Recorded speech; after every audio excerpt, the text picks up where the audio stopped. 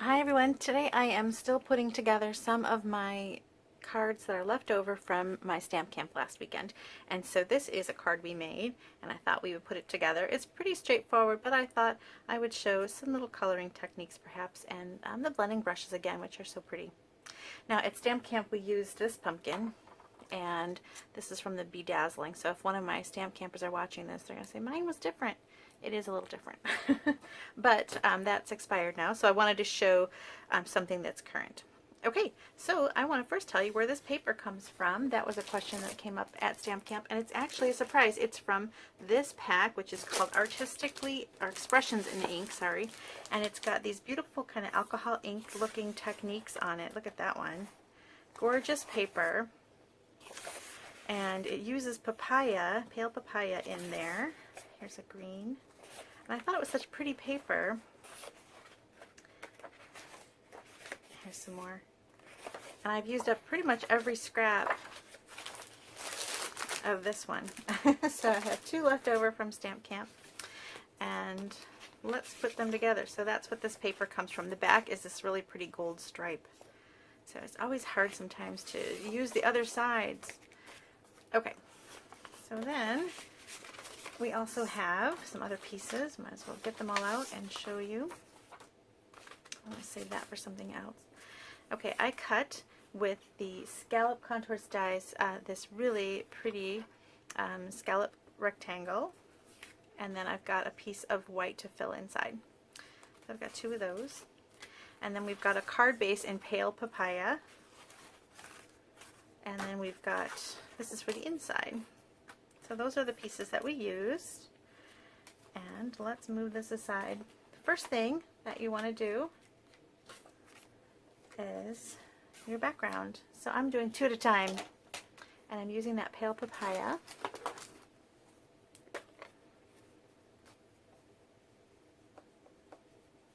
And you're just going to kind of give yourself a soft little background.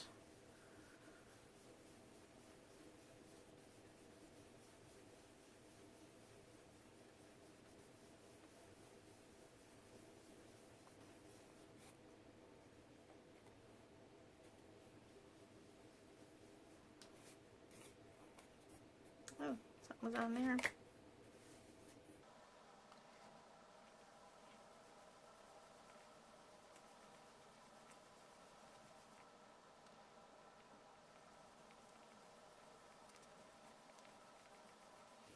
Okay, we're just going for a soft little glow behind it. And what I'll do going forward, since I'm making two cards, is when I stamp one, I'll fast forward during the next one so you don't have to watch both slow-mos. Okay, so that's our background, and then we're going to put our greeting. But before I put the greeting down, I do want to splatter just a tiniest bit of Wink of Stella on the back just to give it some sparkle. Here it is here. And so I'm going to do that and then let it dry for a minute and then stamp my greeting, because I don't want the greeting to smear with the splatters of Wink of Stella. Just gives it such a pretty shimmer. Alright, let's set that aside and then we'll do our pumpkins.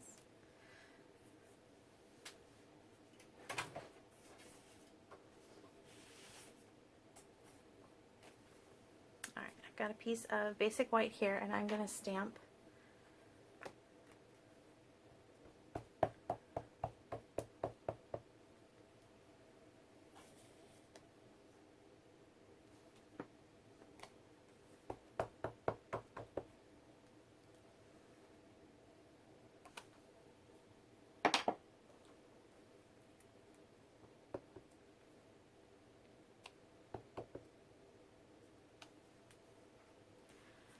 While I have this open, I'm going to go ahead and stamp my insides of the card.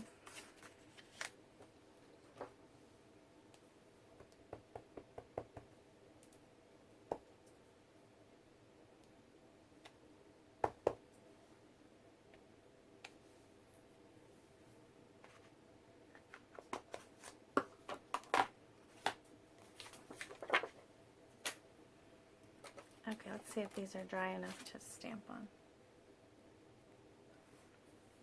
I think so. So there's some really cute sentiments in this stamp set. I'm going to do one of So Thankful for You and If Friends Were Pumpkins. I think that's cute.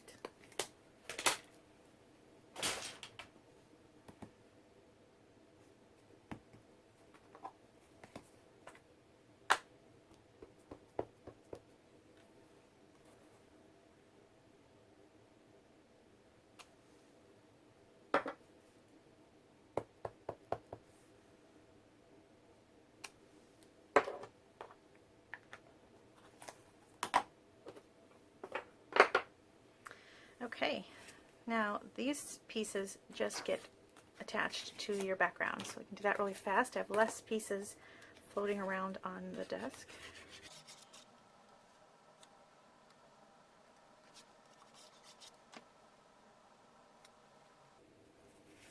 Okay. Now let's color our pumpkins. I am using Stampin' Blends for this, and I'm using Old Olive, Pale Papaya. I did bring in a light pumpkin pie. I may or may not use that, we'll see. And crumb cake. Alright, so I'm going to just work on this. Now, I just want to give you some tips on coloring with the Stampin' Blends. Some people say do your darks first and then your lights. You can do lights and then darks. I think it works however you like to do it. I don't think that you have to do a specific way. And kind of, I tend to do the whole image in a base color. So here I'm going to do the whole base of my leaf in the light Old Olive.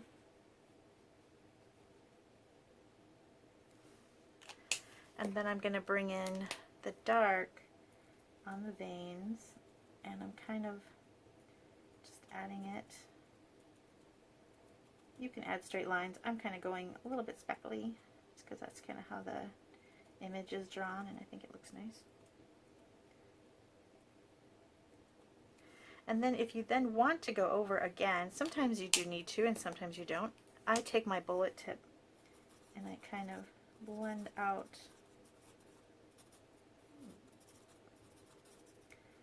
any harsh lines that I got.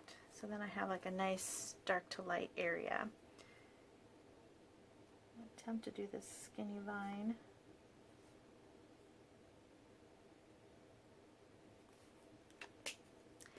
And then with the flower, I'm going to do similar. I'm going to add the light.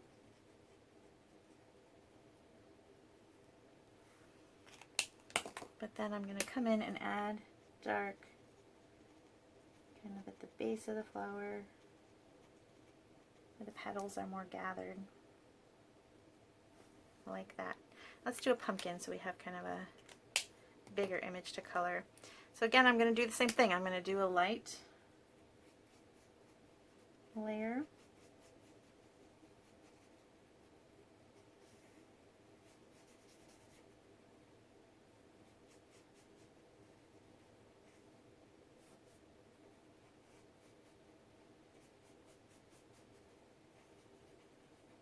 Okay, and then I'm going to come in with that dark Pale Papaya.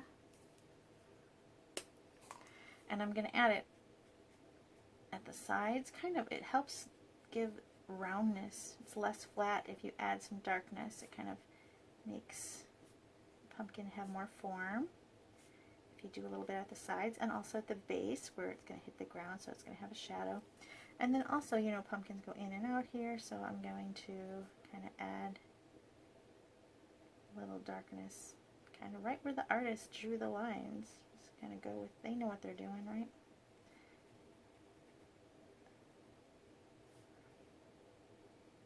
Okay, and then there's a few other places that you might not think of but actually would work nice. So where the leaf is on top of the pumpkin, it would cast a shadow, right? So let's put some darkness at the base of the leaf, like kind of underneath where the leaf is hitting the pumpkin. And that would be a place where it would be darker. And this pumpkin in the foreground here would cast kind of a little bit of a shadow on this pumpkin, so we can kind of outline that just a bit. And then you can decide, do you need to go over anything to get rid of a harsh line? So that's kind of a circular line, and I'd rather it was less circular because shadows are more faded, right? So I'm just going to blend it out a little bit so it's just less of a perfect circular line. And there is my pumpkin. As far as the stem goes, I'm going to do light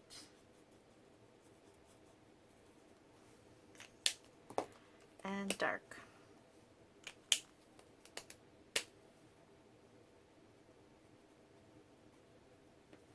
There, like that. Now, some people, like I said, they do dark and then light on top. And for something like this stem where there's not a big empty space, it's like a small skinny little thing, that's fine. This was open. Now I'm going to do light and then dark. I'm going to go light because I had it open already, and dark. So I think you have to just play with them and get to know what works for you. Okay. So I think what I'll do is I'll do the rest fast forward so the video is not super long, now that I've colored kind of every aspect of the pieces.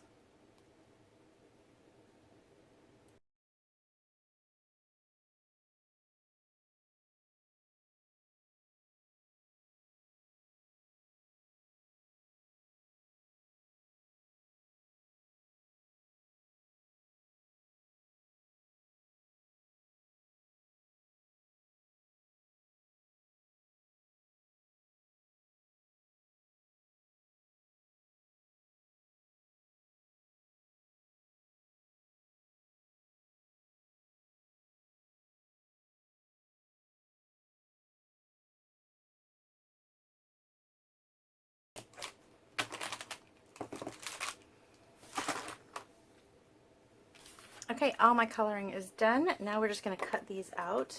I'm going to use my little mini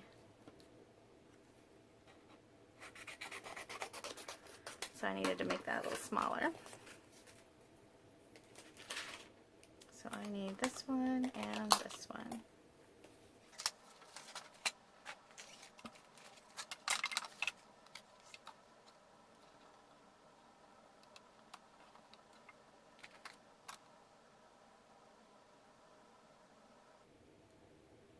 Alright, there we go. Sometimes I like to use a washi tape to stick it down like I did here. I think I'm okay on this one.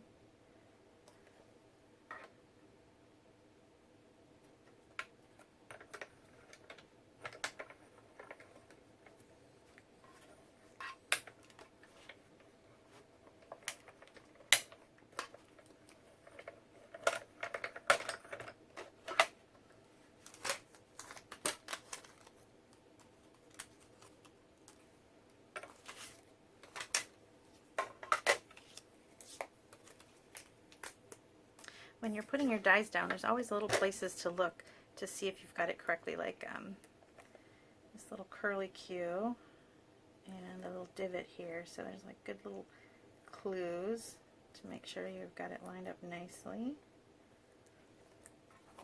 And with this one, a nice way to look is that pumpkin stem. See if that's still together, because sometimes the bottom could be all good and you think you're good, but you can't tell, and really you're off. So I like to look at all the little contours before saying that I'm good, and any little holes they give you, like that little pumpkin stem on this one, is where you want to look. Okay.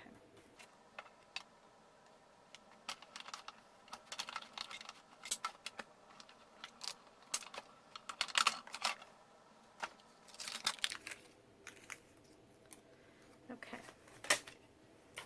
So now we're just assembling. So I've got two bases in Pale Papaya. I've got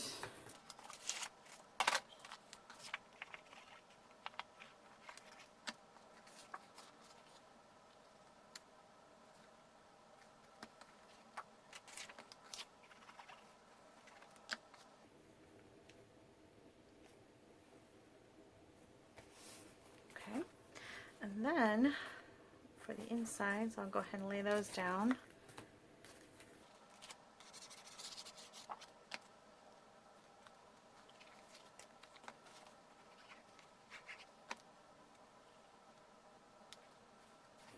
Alright, and then for our two pieces here, we're going to tie Pale Papaya ribbon.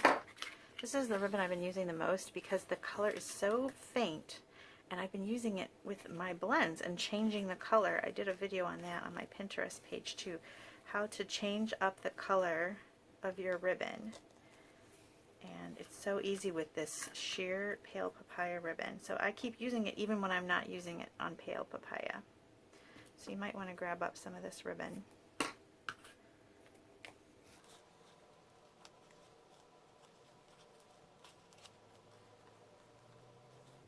So I'm just going to tie a bow about 2 scallops up from the bottom. Oops. I'm not the most efficient bow tire.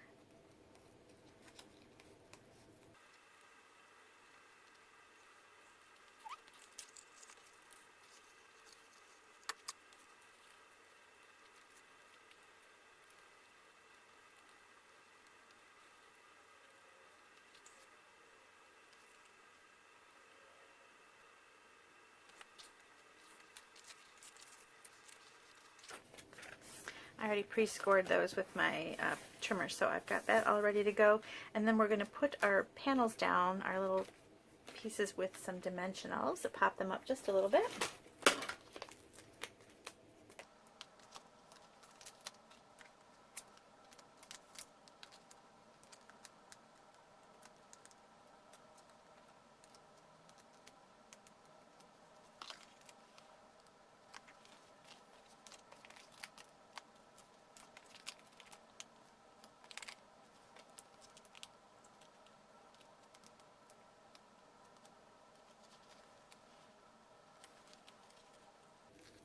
Okay, and now we're just going to place our pumpkins.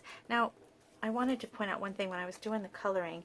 I didn't do, like, for example, I didn't do all the pale papaya and then all the dark papaya. You noticed I did each pumpkin individually, and that's because you want to not allow a lot of drying time between colors. These are alcohol markers, which means they dry really fast.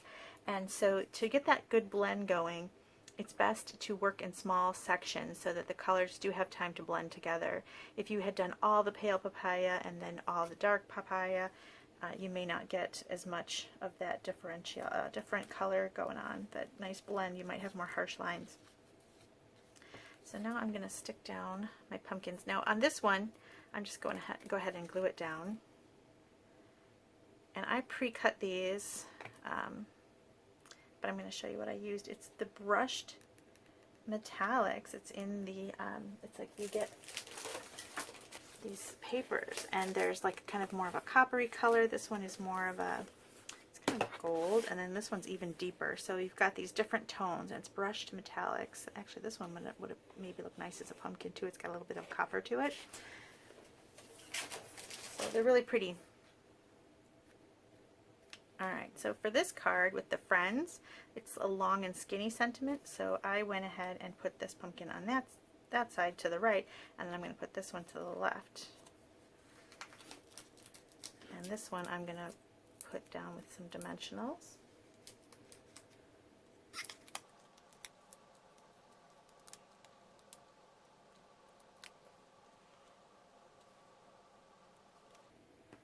And then my little vine.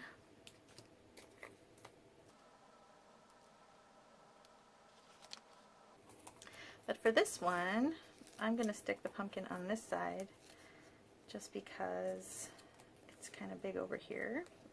I like the tall and skinny or long and short, so that's what my thought process is there.